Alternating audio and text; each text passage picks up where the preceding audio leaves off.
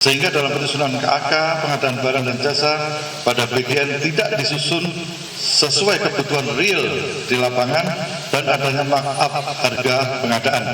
Bahwa pada hari ini, Rabu, tanggal 3 Juni 2026, berdasarkan surat perintah Direktur Penyidikan, tanggal 29 Mei 2026, perihal penyidikan perkara dugaan tindak pidana korupsi, tata kelola program makan bergizi gratis atau MBG pada Badan Gizi Nasional tahun 2025 sampai dengan tahun 2026.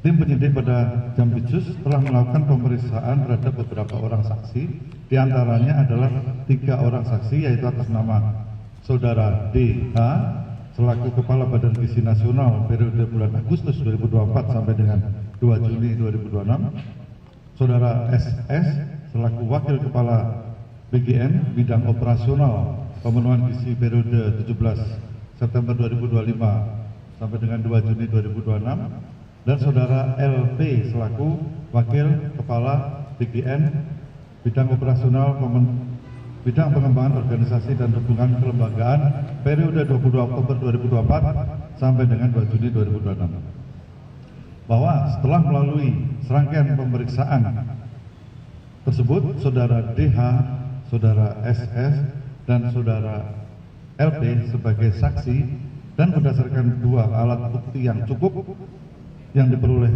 tim penyidik, maka tim penyidik menetapkan Saudara DH selaku Kepala Badan Gizi Nasional, Saudara SS selaku Wakil Kepala Badan Gizi Nasional bidang operasional pemenuhan gizi, dan Saudara LP selaku Wakil Kepala BGN bidang pengembangan organisasi dan hubungan kelembagaan sebagai tersangka dalam penyidikan dugaan tindak pidana korupsi tata kelola program makan bergizi gratis pada Badan Gizi Nasional tahun 2025 sampai dengan tahun 2026.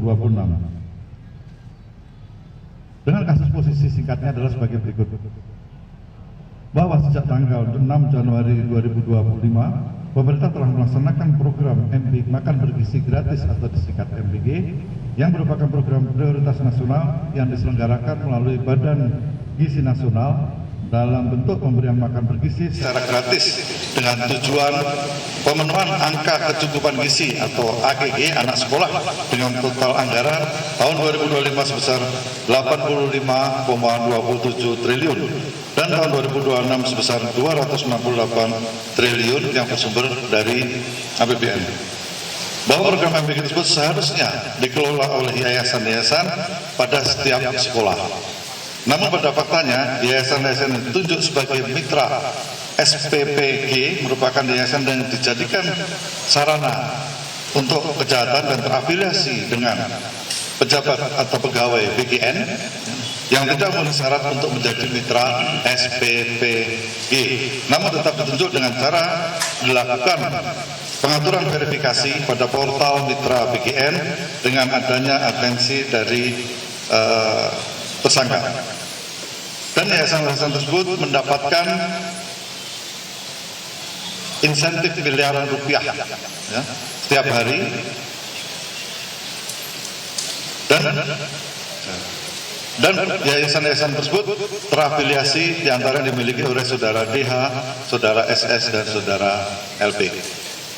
Bahwa selain menggunakan yayasan yang terafiliasi tersebut, Saudara DH bersama-sama dengan Saudara SS dan Saudara LP dalam melakukan proses pengadaan baik barang dan jasa di BGN secara melawan hukum, melakukan intervensi kepada BPK, sehingga dalam penyusunan KAK, pengadaan barang dan jasa pada BGN tidak disusun sesuai kebutuhan real di lapangan dan adanya markup harga pengadaan, sehingga terjadi kerugian yang tidak mendukung operasional pelaksanaan MBG.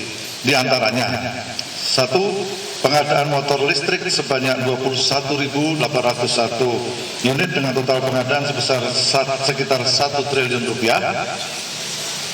Pengadaan 32.000 pasang sepatu yang tidak sesuai ketentuan dan adanya markup. Pengadaan tablet sebanyak 31.000 sekian yang tidak sesuai ketentuan dan adanya markup. Dan pengadaan televisi 75 inch sebanyak 5.400 unit yang tidak sesuai ketentuan dengan adanya markup harga. bahwa terhadap perkara tersebut telah mengakibatkan kerugian keuangan negara. Para tersangka disangka melanggar pasal 603 dan 604 junto pasal 20 Undang-Undang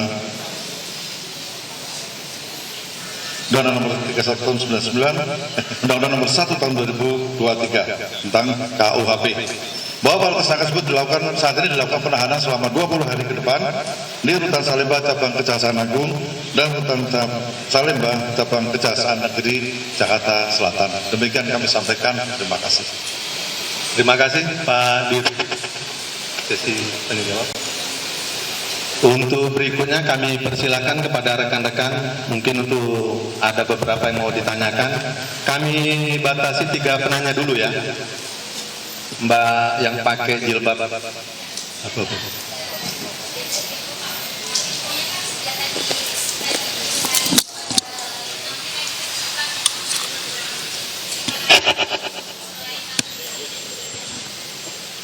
Oke, jadi sejak tadi malam memang kami melakukan penggeledahan di beberapa tempat. Selain kantor MBG ada juga rumah kediaman para tersangka. Dan sampai hari ini, sampai siang ini pun masih ada beberapa penggeledahan di tempat-tempat lain. Bentar, Bang. Ada yang dari sebelah sini? Nggak ada ya? Oke, Bang. Silakan, Bang. Silakan.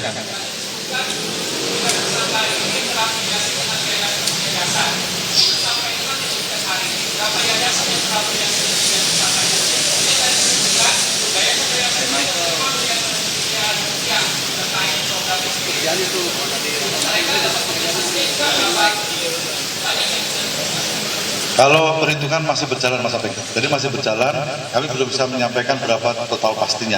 Ya, kami masih berjalan terus nih sampai sekarang, masih berjalan begitu. Ada banyak, yayasannya banyak. Seluruh Indonesia ada banyak. Oke. Proses. Terima kasih. Proses pemeriksaan. Mbak merah berdiri Mbak, perkenalkan diri sekaligus dari media mana? Mic-nya nggak ada Pak. Ada.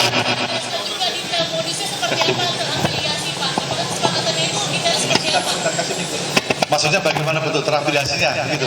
Ya. Bentuk terafiliasinya adalah berarti yayasan itu adalah bisa dibilang milik, ya, milik melalui orang lain. Ya, itu yang maksud terafiliasi seperti itu, ya. Milik menggunakan orang lain atau dikendalikan oleh Saya Pak, next dari Kompas TV Pak, di sini Pak. Nah, Pak. Oke. Nah, Putu Pak dari Kompas TV. Ini kan ada dari temuan awal, memang yayasan-yayasan ini terafiliasi dengan 3 tersangka ini. Tapi dari beberapa waktu lalu, ini kan juga banyak yayasan yang terafiliasi dengan partai politik, dengan Polri, misalnya dengan TNI juga. Apakah nanti ini juga akan diperluas prosesnya? Apakah terjadi juga dengan pihak-pihak yang tadi saya sebutkan? Terus kemudian juga ada potensi tersangka baru enggak Pak? Misalnya dari tingkat SPPG-nya begitu, bukan hanya dari tingkat BGN-nya aja. Makasih. Oke, terima kasih Mas. Jadi yang dimaksud terafiliasi di sini adalah terafiliasi secara melawan hukum, ya. Terafiliasi secara melawan hukum, ya. Dan konflik kepentingan di situ, ya. Kalau masalah pengembangan, selama ada bukti baru, tentu kita akan kembangkan. Karena penyidikan memang baru mulai. Masih dihitung, masih proses. Masih dihitung. Yayasannya banyak.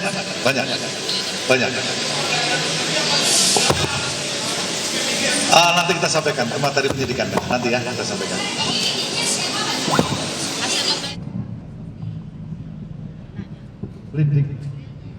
Lidiknya sekitar 1 minggu. Baru beberapa hari yang lalu.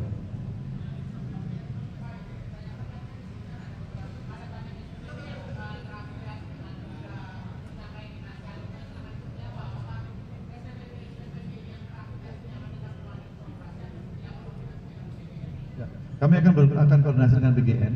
Ya.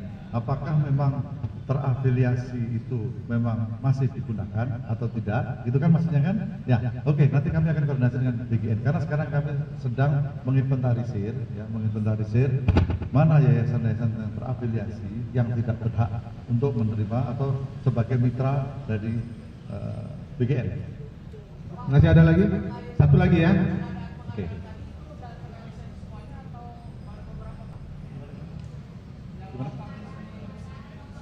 Oh, pengadaan barang dan jasa sudah terrealisasi. Semuanya sudah terrealisasi. Cukup ya? Cukup? Terakhir Pak, CTP Pak. Satu lagi. Oke, satu lagi. Hasil penggeledahan. Hasil penggeledahan.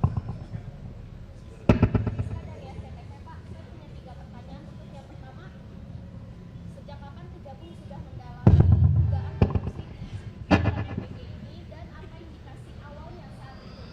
Yang kedua, apakah ada peluang keluar nama tersangka baru Pak?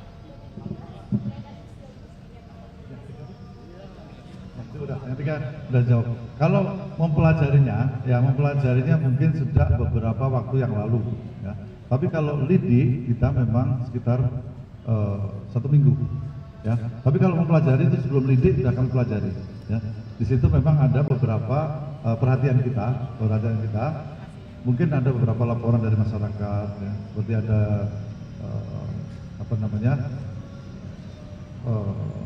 dapur-dapur yang tidak sesuai, mungkin kan ada tidak sesuai spek atau tidak sesuai dengan ketentuan. Nah itulah mulainya kami melakukan pendalaman atau pelahan. Seperti itu. Oke ya. Terima kasih rekan-rekan media. Selanjutnya hasil penggeledahan adalah dokumen dan barang bukti elektronik, ya, dokumen dan barang bukti elektronik. Oke. Oke, terima kasih. HP dan laptop dan lain-lain. Untuk perkembangan penyidikan selanjutnya akan kami segera sampaikan kepada rekan-rekan semua.